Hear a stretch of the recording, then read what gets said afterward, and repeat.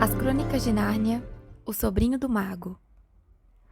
Bom, antes de começarmos a leitura de O Sobrinho do Mago, é importante saber que os livros da coleção As Crônicas de Nárnia podem ser lidos em duas ordens diferentes: a ordem de publicação ou a ordem cronológica dos acontecimentos. Neste canal, seguiremos a ordem cronológica, que era a preferida do próprio C.S. Lewis. Por isso, começamos por O Sobrinho do Mago, mesmo ele tendo sido publicado depois de outros livros da série. Essa história nos leva ao verdadeiro começo de Nárnia, à sua criação e aos eventos que explicam como tudo começou nesse mundo mágico. Então, prepare-se para atravessar portais encantados, descobrir mundos novos e mergulhar nas origens de Nárnia. Vamos juntos iniciar essa jornada cheia de fantasia, coragem e descobertas. Capítulo 1 A Porta Errada. O que aqui se conta aconteceu há muitos anos, quando vovô ainda era menino. É uma história da maior importância, pois explica como começaram as idas e vindas entre o nosso mundo e a Terra de Nárnia. Naqueles tempos, Sherlock Holmes ainda vivia em Londres e as escolas eram ainda piores que as de hoje. Mas os doces e os salgadinhos eram muito melhores e mais baratos. Só não conto para não dar água na boca de ninguém. Naquela época, vivia em Londres uma garota que se chamava Polly.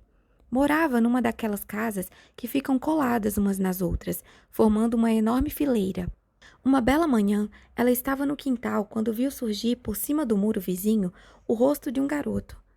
Polly ficou muito espantada, pois até então não havia crianças naquela casa. Apenas os irmãos André e Letícia Catterley, dois solteirões que moravam juntos. Por isso mesmo, arregalou os olhos, muito curiosa. O rosto do menino estava todo encardido. Não poderia estar mais encardido, mesmo que ele tivesse esfregado as mãos na terra, depois chorado muito e então enxugado as lágrimas com as mãos sujas. Aliás, era mais ou menos isso que havia acontecido. Oi, disse Polly. Oi, disse o menino. Qual é o seu nome? Polly. E o seu? Diggory. Puxa, que nome sem graça, disse ela. Acho Polly muito mais sem graça. Não é não. É sim. Bom, pelo menos eu lavo o rosto, disse Polly. É o que você deveria fazer, principalmente depois... E parou. Ia dizer, principalmente depois de ter chorado por aí, mas achou que isso não seria muito delicado. Está bem, chorei mesmo, disse Diggory bem alto. Sentia-se tão infeliz que nem se incomodava que soubessem que andara chorando. Você também choraria se tivesse vivido a vida inteira no campo e tivesse tido um pônei e um rio no fundo do quintal e de repente viesse morar nessa droga de buraco. Londres não é um buraco, reclamou Polly indignada, mas o menino estava tão aborrecido que nem prestou atenção, continuando a falar. E se seu pai estivesse na Índia e você tivesse de viver com uma tia e um tio louco, quem iria gostar? E isso porque eles têm de tomar conta da sua mãe. E se sua mãe estivesse doente e fosse morrer? Aí o rosto de Diggory ficou esquisito, como se ele estivesse fazendo força para não chorar. Polly falou com doçura. Desculpe, eu não sabia de nada. E como não tinha mais o que dizer, ou querendo animar o garoto, perguntou. Seu tio é mesmo doido? Ou é doido, ou então há um mistério nisso. Ele tem um estúdio no último andar e tia Leta nunca me deixa ir lá. Isso não me cheira bem. Tem mais.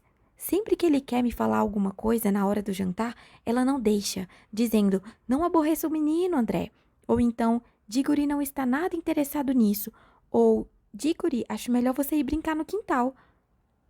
Mas que tipo de coisas ele tenta lhe dizer? Perguntou a menina.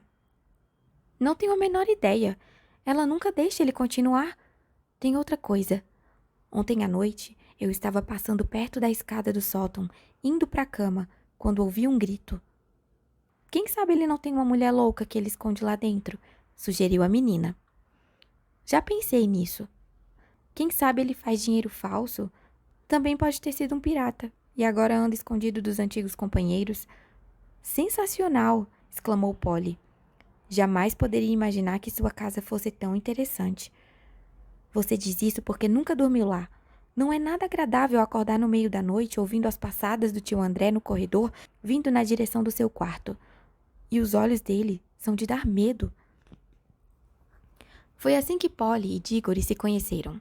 Era no início das férias de verão, e como nenhum deles iria viajar para a praia, passaram a encontrar-se quase todos os dias. As aventuras começaram principalmente por um motivo.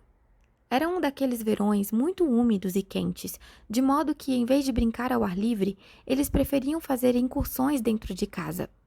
É impressionante quantas explorações a gente pode fazer num casarão, com um toco de vela na mão. Algum tempo atrás, Polly havia descoberto que uma portinha no sótão de sua casa dava para uma caixa d'água e um lugar escuro. O lugar escuro parecia um túnel comprido, com uma parede de tijolos de um lado e um telhado inclinado do outro. Não tinha assoalho no túnel, era preciso andar de viga em viga, pois entre elas havia somente massa, na qual não se podia pisar, sob o risco de cair do teto no aposento de baixo. Polly utilizava um pedacinho do túnel, perto da caixa, como uma caverna de contrabandista. Levara para lá tábuas de caixotes, assentos de cadeiras quebradas, coisas que ia espalhando entre as vigas para fazer uma espécie de assoalho.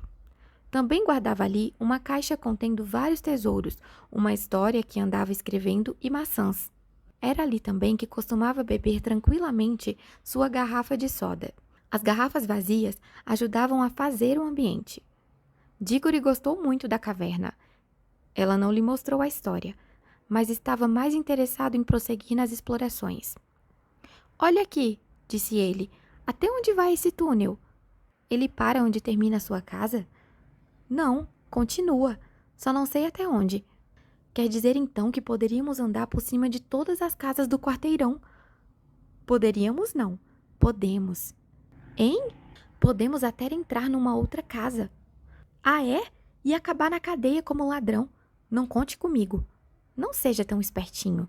Eu só estava pensando na casa depois da sua. Que tem a casa depois da minha? Está vazia. Papai disse que está vazia desde que mudamos para cá.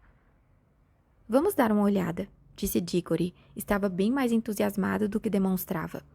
Naturalmente, pôs-se a imaginar por que a casa estava vazia há tanto tempo. Polly se perguntava a mesma coisa, mas nenhum deles disse a palavra mal-assombrada. E ambos sentiram que agora seria uma fraqueza não ir adiante e descobrir o mistério. Que tal se a gente fosse agora mesmo? Indagou Diggory. Está bem, respondeu Polly. Não precisa ir se não quiser. Se você topa, eu também topo. Como a gente vai saber que está em cima da casa vizinha? Resolveram descer e contar quantos passos havia em toda a extensão da casa, e depois contaram os passos entre uma viga e outra, para saber quantas vigas existiam sobre a casa. Então multiplicaram esse número por 2. O resultado obtido corresponderia ao fim da casa de Diggory. Dali para frente, só poderiam estar no sótão da casa vazia. Mas não acho que ela esteja mesmo vazia, disse Diggory. Como assim? Acho que alguém mora lá, escondido, saindo e entrando tarde da noite, com uma lanterna abafada. Acho que vamos descobrir um bando de assassinos e ganhar uma recompensa. É besteira acreditar que uma casa fique vazia esse tempo todo, a não ser que exista algum mistério. Papai acha que é por causa do mau estado do encanamento, observou Polly. Encanamento? Gente grande tem mania de dar explicações sem graça, disse Diggory. Agora que conversavam à luz do dia, não parecia muito provável que a casa estivesse mal assombrada. Não estavam muito seguros sobre as medições e os cálculos no papel, mas de qualquer maneira, não havia tempo a perder. Não podemos fazer o menor barulho, disse Polly quando subiram e se encontraram perto da caixa d'água. Cada um levava consigo uma vela, coisa que não faltava na caverna de Polly. Estava muito escuro e empoeirado. Iam pisando de viga em viga, sem dizer palavra, exceto quando cochichavam um para o outro. Já devemos estar na metade do caminho, ou coisa parecida. Ninguém tropeçou. As chamas das velas aguentaram firme. Por fim, descobriram a portinha encaixada na parede de tijolos à direita. Não havia maçaneta desse lado, mas havia um pegador, como se vê às vezes na parte interna da porta de um armário. Abro? Perguntou Diggory. Se você topar, eu topo, respondeu Polly. A coisa estava começando a ficar séria, mas ninguém ia dar para trás. Diggory empurrou o pegador com dificuldade. A porta abriu-se toda, e a súbita luz do dia doeu-lhes nos olhos. Então, com grande espanto, viram que estavam olhando não para um sótão vazio, mas para um quarto mobiliado. Não parecia ter ninguém. O silêncio era tumular. A curiosidade de Polly resolveu a indecisão. Soprando a chama da vela, ela entrou no quarto estranho, quietinha como um camundongo. O local tinha naturalmente a forma de sótão, mas estava arrumado como uma sala de estar. Não havia canto de parede sem estantes, e não havia canto de estante que não estivesse atulhado de livros. O fogo crepitava na lareira. Era um verão muito frio, como você se lembra. Diante do fogo estava uma poltrona alta. Entre a poltrona e Polly, enchendo quase a metade da sala, havia uma mesa enorme, repleta de objetos. Livros, cadernos grossos, vidros de tinta, canetas, um microscópio. Mas o que Polly notou em primeiro lugar foi uma bandeja de madeira contendo um certo número de anéis. Os anéis estavam colocados em pares, um amarelo e um verde juntos, um pequeno espaço, depois outro anel amarelo com um verde. Não eram maiores do que os anéis comuns, e era impossível deixar de olhar para eles, pois eram muito brilhantes e bonitos. A sala estava tão quieta que se percebia logo de entrada o tic-tac do relógio, mas notava-se agora, não era tão quieta assim. Havia no ar um muito ligeiro zumbido. Se os aspiradores de pó já tivessem sido inventados, Polly imaginaria que se tratava do ruído de um aspirador de pó funcionando lá longe, bem longe. O som era mais agradável do que o aspirador, mais musical, mas era tão leve que mal se podia ouvir. Tudo bem, disse Polly. Não tem ninguém aqui. Ela passou a cochichar. Diggory também entrou, piscando o olho, sujo para valer. Polly também não estava limpa. Não estou gostando disso, falou Diggory. Não é uma casa vazia coisa nenhuma. É melhor a gente cair fora antes que chegue alguém. Que é isso? Perguntou Polly apontando para os anéis. Deixe para lá. O melhor é a gente cair... Não chegou ao fim. A poltrona na frente do fogo moveu-se de repente, e dela surgiu, como um diabo de comédia pulando de um alçapão, a figura amedrontadora do tio André. Não estavam mesmo na casa vazia. Estavam na casa de Diggory, no estúdio proibido. Minha nossa! Exclamaram as duas crianças. Tio André era altíssimo e muito magro. Tinha uma cara comprida, com o nariz pontudo, olhos faiscantes e uma moita de cabelos grisalhos. Diggory estava mudo, pois tio André parecia 1000 vezes mais apavorante do que antes. Polly ainda não estava tão amedrontada, mas não demorou muito, pois a primeira coisa que tio André fez foi cruzar a sala e trancar a porta. Voltou-se, fixou as crianças com seus olhos faiscantes e sorriu, mostrando todos os dentes. Ah, agora a louca da minha irmã não pode mais nos perturbar. Era terrível, muito diferente de tudo o que se pode esperar de um adulto. Polly tinha o coração na boca. Ela e Diggory começaram a caminhar na direção da portinhola por onde haviam entrado. Tio André foi mais ligeiro, fechando também essa passagem. Depois esfregou as mãos, estalando os nós dos longos dedos muito brancos. Encantado em vê-los, disse. 2 crianças, exatamente o que eu mais queria neste momento. Por favor, Sr. André, disse Polly. Está quase na hora do jantar e tenho de ir para casa. Quer deixar a gente sair, por favor? Ainda não, respondeu tio André. A oportunidade é boa demais para eu perdê-la. Estou em plena fase de uma experiência importantíssima. Utilizei um porquinho da Índia e parece que deu certo. Mas o que pode um porquinho da Índia relatar? Impossível explicar para ele como voltar. Escute aqui, tio André, disse Diggory. Está mesmo na hora do jantar. E daqui a pouco estarão chamando por nós. Melhor o senhor deixar a gente ir embora. Melhor? Por quê? Diggory e Polly trocaram olhares aflitos.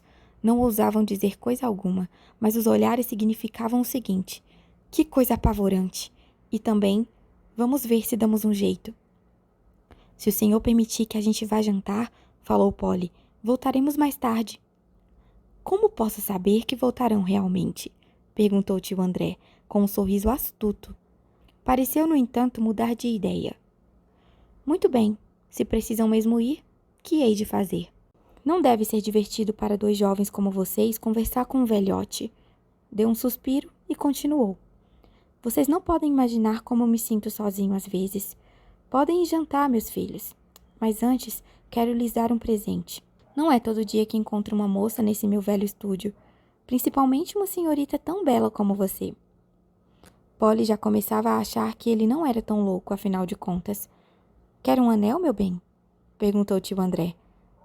Um daqueles verdes? Quero sim. Um verde não, replicou tio André. Lamento muito não poder dispor dos anéis verdes, mas terei o maior prazer em presenteá-la com um dos amarelos, de todo o coração. Experimente um. Polly já havia superado o medo e estava convencida de que o velho não era louco, e os anéis eram de fato atraentes. Caminhou para a bandeja. Estranho. O zumbido aqui é mais forte. Parece que vem dos anéis. Você está imaginando coisas, cara menina, disse o velho com uma risada. Parecia uma risada comum, mas Diggory perceberam uma expressão quase de gula na face do tio. Polly, não banque a idiota, gritou ele. Não toque nos anéis. Era tarde demais. Polly já tinha pegado um anel e imediatamente, sem barulho, sem um clarão, sem nenhum aviso, já não existia Polly. Diggory e tio André estavam agora sozinhos na sala.